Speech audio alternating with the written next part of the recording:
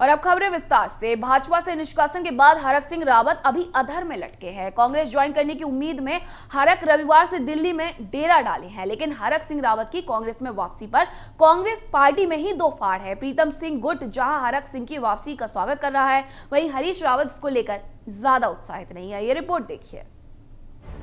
BJP से निकाल दिए गए हरक सिंह रावत की कांग्रेस में ज्वाइनिंग को लेकर पेच फंस गया है। ऐसी चर्चाएं जोरों पर है कि हरक की घर वापसी को लेकर उत्तराखंड कांग्रेस के शीर्ष नेताओं में मतभेद है। पूर्व मुख्यमंत्री हरीश रावत उनकी कांग्रेस में ज्वाइनिंग के खिलाफ हैं। वहीं नेता प्रतिपक्ष प्रीतम और गणेश गोदियाल का रुख इस मामले में नरम है। अब गेंद कांग्रेस हाईकमान के पाले में है। हाईकमान को ही इस बारे में फैसला लेना है। दरअसल हरक सिंह रावत पिछले कई दिनों से कांग्रेस के बड़े नेताओं के संपर्क में थे। उन्हें तब एहसास नहीं रहा होगा कि बीजेपी उन्हें इतनी जल्दी दूध में से मक्खी की तरह निकालकर फेंक देगी। आए दिन अपने बयानों से बीजेपी आला कमान की नाक में दम किए हुए हरक अब इंतजार में है। रविवार को बीजेपी ने हरक सिंह को बगैर भनक लगे ही पहले कैबिनेट मंत्री पद से बर्खास्त किया और फिर बीजेपी से 6 साल के लिए निष्कासित कर दिया। अब उनकी दिल्ली में कांग्रेस ज्वाइन करने की दौड़ जारी है। देखिए ठीक है, 2016 में बहुत पुरानी बात होगी। मैं कल भी आपसे कह चुका हूँ कि एक परिस्थितियाँ होती हैं हर चीज़ के लिए। उस समय परिस्थितियाँ अलग थी और ये ठीक है कि हरीश भाई ने भी उस समय जो भी कहा और हमने भी जो किया। उस समय जब एक दूसरे की टीम के साथ खेलते हैं तो बहुत सारी परिस्थितियाँ होती हैं। ऐसा नहीं कि उस समय भी कुछ गलतियाँ हमसे हुई, कुछ गलतियाँ हरीश भाई से भी हुई। मैं हरीश भाई के साथ भी 4 घंटा बैठा था, बातचीत सारी स्वार्थपूर्ण हुई थी उस समय भी। हरक सिंह ने कांग्रेस में वापसी को लेकर कांग्रेस के अंदर अपने तमाम शुभचिंतकों के साथ कई नेताओं से भेंट की। उन्हें उम्मीद थी कि कांग्रेस हाथों हाथ लेगी, लेकिन अभी तक ऐसा हुआ नहीं। दरअसल हरक सिंह की कांग्रेस में वापसी को लेकर मुश्किल आन पड़ी है। हरीश रावत 2016 में उनकी सरकार गिराने में उनकी भूमिका को लेकर लगातार विरोध कर रहे हैं। हरदा कहते हैं कि हरक सिंह को पहले अपनी गलती माननी होगी और उसके बाद ही उन्हें कांग्रेस में एंट्री मिल सकती है। एक ही शर्त पर सिर्फ उनको माफी मिल सकती है कि वो अपनी गलती को माने भी और उस पर माफी मांगे भी। भाजपा को बहुत जल्दी रियलाइज हुआ कि हरक सिंह रावत जी चैन से नहीं रहने दिया। हरक सिंह रावत जी ने 5 साल लग गए आपको, ये जानते हुए कि हरक सिंह रावत जी ब्लैकमेल की राजनीति करते हैं, दबाव की राजनीति करते हैं। 5 साल लग गए आपको ये रियलाइज करने में कि आपने अपने कार्यकर्ताओं का दम घोटा। आपको 5 साल लग गए ये रियलाइज करने में कि आपने अपने कार्यकर्ताओं के साथ अन्याय किया। जब आपको सत्ता प्राप्त करनी थी, जब आपको सरकार बनानी थी, तब तो आप इतराते हुए 10 लोगों को यहाँ से तोड़कर ले गए, बस में बैठा कर ले गए, चार्टर्ड प्लेन में बैठा कर ले गए, लीला पैलेस में आपने खूब खिलाया पिलाया, उनकी मान मनोवल करी। बीजेपी नेता भी अब हरक सिंह रावत के विरोध में खुलकर सामने आ गए हैं। बीजेपी का साफ तौर पर कहना है कि 5 साल तक हरक सिंह ने सत्ता का सुख भोगा। अब जिस तरीके से वो दल बदल कर रहे हैं उससे साफ है कि उनकी नीति नियत कैसी है। कांग्रेस को भी उन्होंने गहरे जख्म दिए, बीजेपी ये भी कह रही है। बात तो असल में ये है कि कांग्रेस भी उनके दिए जख्मों से अब तक आहत है। अब कांग्रेस भी उन जख्मों को इतनी आसानी से तो नहीं भूल सकती। देखिए, अगर कांग्रेस हरीश रावत जी पिछले 5 साल तक उनको उजाड़ो बल्द कहते रहे और कोसते रहे कि साहब इनके कारण लोकतंत्र की हत्या हुई है, इनके कारण कांग्रेस रसातल में गई है, ये सब विश्लेषण हरीश रावत जी ने दिए हैं। अब उसके बाद भी हरीश रावत जी अगर उस पर सहमत हो गए हैं तो उनकी बेचारगी समझी जा सकती है। जहाँ तक सीटों का सवाल है तो अब जिस व्यक्ति ने एक सीट से दोबारा लड़ना ही नहीं है तो वो किसी भी सीट के लिए बोल सकता है। दल बदल के माहिर हरक सिंह रावत की दाल कांग्रेस में कितनी गलती है ये तो आने वाला वक्त बताएगा, लेकिन राजनीतिक विश्लेषक मानते हैं कि हरक सिंह रावत वो शख्स है जो न सिर्फ अपनी सीट पर दम रखते हैं बल्कि अपने से जुड़ी कई सीटों पर भी अपना पूरा दमखम रखते हैं। इस सूबे में जो प्रचंड बहुमत की जो सरकार भारतीय जनता पार्टी को मिली है उसके पीछे जो बड़ा कारण रहे वो हरक सिंह रावत रहे हैं। और वो उसी दौर में जब आपने देखा 2016 में जब वो एक साथ जो है 9 विधायक चले गए थे, उसी के बाद से वो पटकथा बननी शुरू हुई कि क्या इस प्रदेश में भारतीय जनता पार्टी सरकार बना सकती है। और लंबे समय से हरक सिंह रावत ने इस बात को साबित करके रखा। और जिस प्रकार की असहजता आपने देखा कि त्रिवेंद्र सिंह रावत के दौरान हरक सिंह के जो विभाग थे उन पर हस्तक्षेप हो रहा था, या बाद में आपने देखा कि पुष्कर सिंह धामी एक बार कह रहे थे कि भाई अवाम मेडिकल कॉलेज नहीं बन सकता कोटद्वार की एक ही जिले में, श्रीनगर में भी एक कॉलेज है और वहाँ दूसरा कैसे बन जाएगा। नेता प्रतिपक्ष प्रीतम सिंह हरक सिंह रावत की कांग्रेस में वापसी को लेकर बेहद खुश हैं। हरक सिंह रावत से उन्हें हमदर्दी भी है, लेकिन हरीश रावत के विरोध के मद्देनजर प्रीतम भी खुलकर उनके समर्थन में आ नहीं पा रहे। वो भी कह रहे हैं कि हरक पर फैसला पार्टी हाईकमान करेगा। बताया ये जा रहा है कि गणेश गोदियाल भी हरक की वापसी से खुश हैं, वो भी इसे लेकर इच्छुक हैं कि उनकी एंट्री हो पार्टी में। लेकिन हरीश रावत के तेवरों के आगे सबके तेवर पस्त हैं। हरक सिंह रावत को बीजेपी से बर्खास्त किए जाने के बाद मानो यूं लग रहा था कि जैसे हरक सिंह रावत चंद घंटों बाद ही कांग्रेस का दामन थाम लेंगे, लेकिन सियासी समीकरण अब पूरी तरह से बदल गए हैं। एक और कांग्रेस का धड़ा सीधे तौर पर हरक सिंह रावत को ज्वाइन कराने में जुटा हुआ है, तो कहीं ना कहीं हरीश रावत 2017 के घटनाक्रम को याद दिलाकर कह रहे हैं कि हरक सिंह रावत को माफी जरूर मांगनी चाहिए।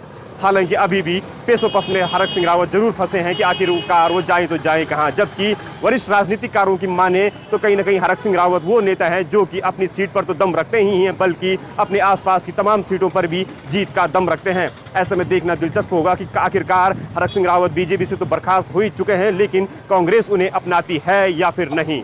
अपने सहयोगी विनय के साथ Sandeep Negi, news on India, Dehradun. Uttarakhand BJP से बर्खास्त मंत्री हरक सिंह रावत की राह कांग्रेस में भी आसान नजर नहीं आ रही है। कांग्रेस के केदारनाथ सीट से विधायक मनोज रावत ने हरक सिंह रावत पर गंभीर आरोप लगाए हैं। यही नहीं, उन्होंने हरक के विकास मॉडल का भी खुलासा किया है। हमारे विशेष संवाददाता सुदीप जैन ने मनोज रावत से खास बातचीत की, आपको सुनवाते हैं।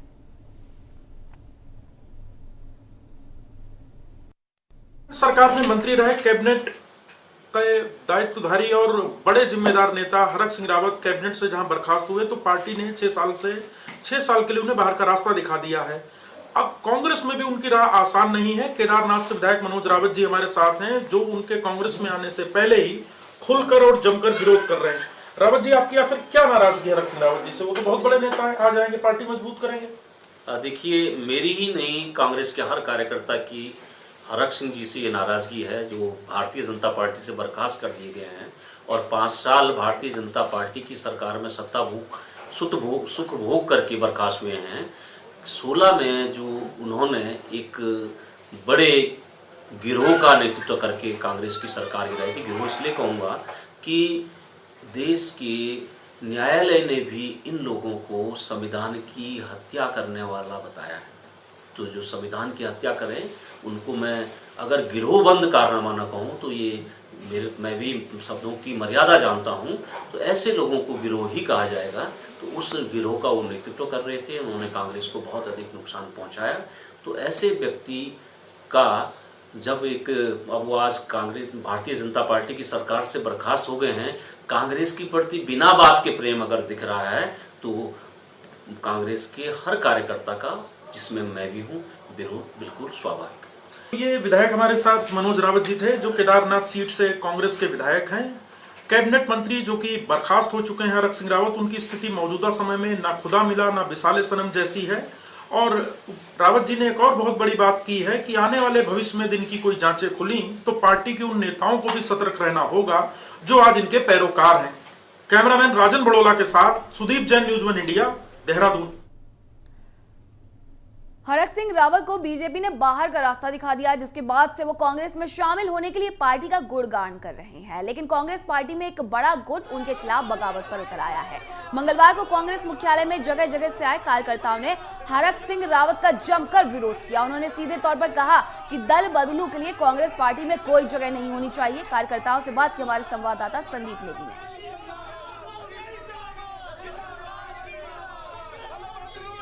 कह रहे हैं कि मेरे 5 साल भारतीय जनता पार्टी में खराब हुए। मैं ये कहना चाहूँगा कि 5 साल आपकी भारतीय जनता पार्टी में मंत्री देते हुए खराब हुई, जनता के खराब हुई। आपके क्या होना, आपने तो ठाट किए। हम ये चाहते हैं कि कांग्रेस पार्टी आज 11 से 12 होती है तो हरक सिंह रावत जी यहाँ आते तो ये माना जाएगा कि 12 हरक सिंह रावत जी ने किए, क्योंकि आपने सर्वेक्षण क्या होगा, सारी पूरी की पूरी सरकार बहुमत से कांग्रेस की आ रही है और हरक सिंह जी को ये लग रहा है कि अब कांग्रेस पार्टी की सरकार आ रही है, इसलिए वो यहाँ आने की चेष्टा कर रहे हैं। हमारा पूर्ण रूप से विरोध है कि हरक सिंह रावत यहाँ आएंगे तो निश्चित रूप से वो पार्टी के मुख्यमंत्री के दावेदारों को चुनाव हरवाएंगे, यही काम करने वो यहाँ आएंगे। इन्होंने पिछली बार कांग्रेस की सरकार गिराई, वहाँ मलाई खाई, फिर बीजेपी में आ गए, वहाँ मलाई खाई। अब बीजेपी से उन्हें लगा उत्तराखंड में कांग्रेस सरकार आ रही है तो फिर वो कांग्रेस में ज्वाइन करने की सोच रहे हैं। ये हम बिल्कुल बर्दाश्त नहीं करेंगे। हमें दल बदलू की राजनीति नहीं चाहिए, हमें साफ सुथरा आदमी चाहिए। महेंद्र नेगी जैसा जो पढ़ा लिखा आदमी है और जो समाज के हर कार्यक्रम को, हर क्षेत्र को समझ सकता है। हमें दल बदलू आदमी नहीं चाहिए जो कभी इस पर कभी उस पर, और कल की डेट में भी यही नहीं भरोसा कि कल यहाँ आने के बाद कितनी गारंटी है कि वो यहाँ कितना टाइम तक टिक सके। कर्नल कोठियाल का गंगोत्री में डोर टू डोर जनसंपर्क अभियान जारी है। कोठियाल 7 दिनों से लगातार गंगोत्री विधानसभा में जनसंपर्क कर रहे हैं। शिक्षा, पलायन और रोजगार के मुद्दों पर जनता से बातचीत भी कर रहे हैं। हर रोज कोठियाल से प्रभावित होकर सैकड़ों लोग ज्वाइन कर रहे हैं आम आदमी पार्टी। कोठियाल ने सेकू गांव, नेताला और कली गांव में लोगों से जनसंपर्क किया है। साथ ही कर्नल अजय कोठियाल का जगह जगह पर जनता ने स्वागत भी किया है। कोठियाल ने आम आदमी पार्टी की नीतियों को घर घर जाकर बताया है।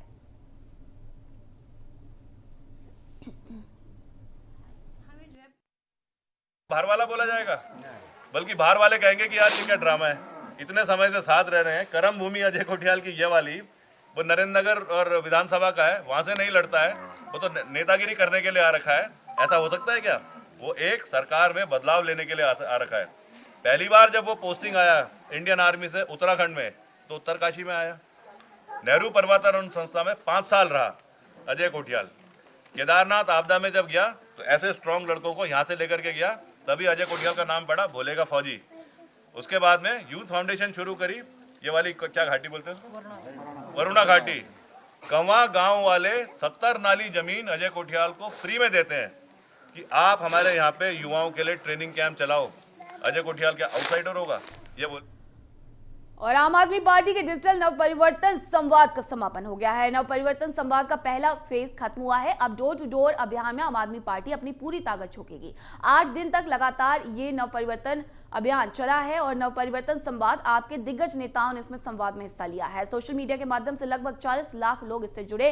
दिल्ली के डिप्टी सीएम मनीष सिसोदिया, राजेंद्र पाल गौतम ने हिस्सा लिया। कैबिनेट मंत्री सत्येंद्र जैन, आतिशी गोपाल राय भी इसमें शामिल हुए। और अब पार्टी जल्द शुरू करेगी डिजिटल रैली का दूसरा फेज। साथ ही 3 लाख नव परिवर्तन प्रमुख करेंगे हर घर 2 दस्तक कैंपेन।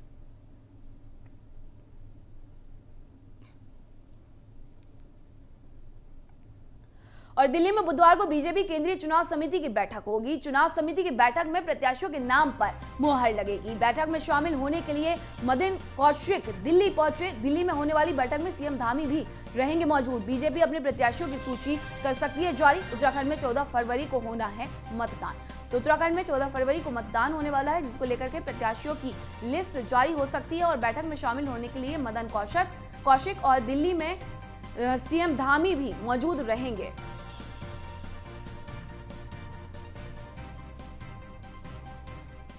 नैनीताल के एसएसपी पंकज भट्ट का कहना है कि जिले के सभी थाना प्रभारियों को अपराधियों के खिलाफ सख्त कार्रवाई करने के निर्देश दिए गए हैं। पुलिस ने कई अपराधियों को जिला बदर किया है, तो कई अपराधियों पर गुंडा एक्ट की कार्रवाई की गई है। पुलिस के खिलाफ भी लगातार अभियान चला रही है। एसएसपी नैनीताल पंकज भट्ट से खास बातचीत की हमारे संवाददाता उवैस सिद्दीकी ने।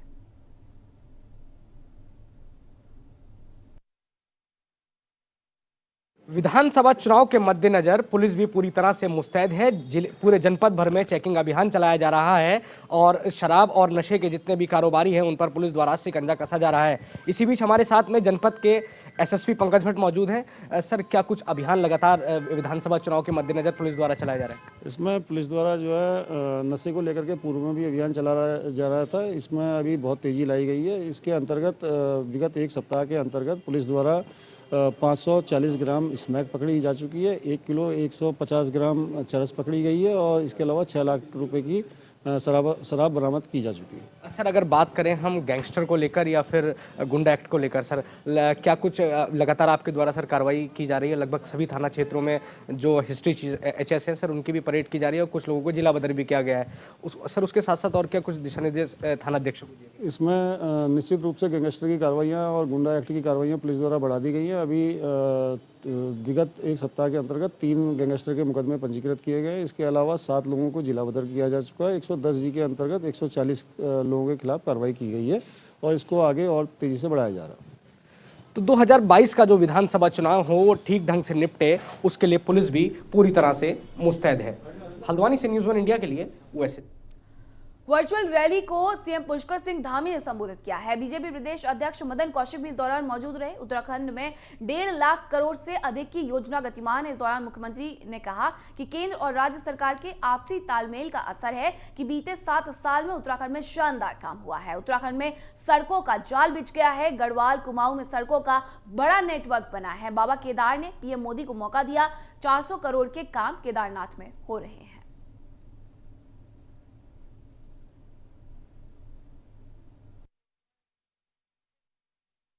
पिछले 5 वर्षों में 2017 से 2022 तक की ये यात्रा पूरी हुई है।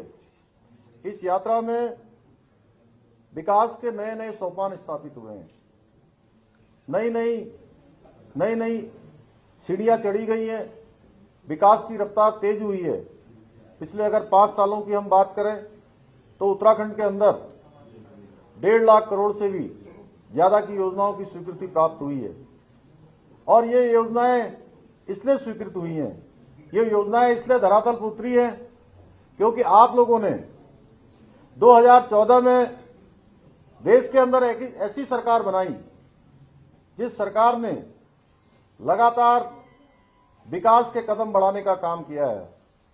आपने 2014 में देश के प्रधानमंत्री के रूप में नरेंद्र मोदी जी को चुना है। 2017 में आपने यहां पर प्रचंड बहुमत की भारतीय जनता पार्टी की सरकार बनाई है। 2019 में आपने पुनः देश का प्रधानमंत्री नरेंद्र मोदी जी को बनाने के लिए फिर से यहां से आपने अपना आशीर्वाद दिया है। भाइयों बहनों, उसका नतीजा है कि पिछले 7 वर्षों में उत्तराखंड के अंदर लगातार इतने सारे काम हुए हैं। चाहे आज हम किसी भी क्षेत्र की बात करें, आज अगर हम सड़कों की बात करते हैं तो आप देखिए कि पूरे उत्तराखंड के अंदर सड़कों का जाल बिछ गया है। चाहे आज 4 धाम ऑल वेदर रोडों की बात हो, या हम दिल्ली से देहरादून जाने की बात करें, या दिल्ली से हरिद्वार की बात करें, देहरादून से हरिद्वार की बात करें, हरिद्वार से हम नजीबाबाद, धामपुर होते हुए काशीपुर और रुद्रपुर की बात करें, या उससे आगे जाकर हम खटीमा से टनकपुर होते हुए पिथौरागढ़ तक जाने की बात करें। और अभी अभी हमारे बीच में हमारे सड़क परिवहन मंत्री जी पिछले दिनों खटीमा आए थे। उन्होंने कहा कि आने वाले समय में कैलाश मानसरोवर तक की यात्रा सड़क मार्ग से होगी और बहुत सुविधाजनक होगी, बहुत आसान होगी। कर्णप्रयाग से हल्द्वानी का उन्होंने मार्ग बनाने की घोषणा की है। ऐसे अनेकों अनेक मार्ग, आज 4 धाम को जाने वाले मार्गों की हम बात करें तो किसी समय में जिनके बारे में हम सोच भी नहीं सकते थे कि उत्तराखंड के अंदर भी इतनी अच्छी सड़कें हो जाएंगी, इतनी सुविधाजनक सड़कें हो जाएंगी, उन सड़कों पर काम हुआ।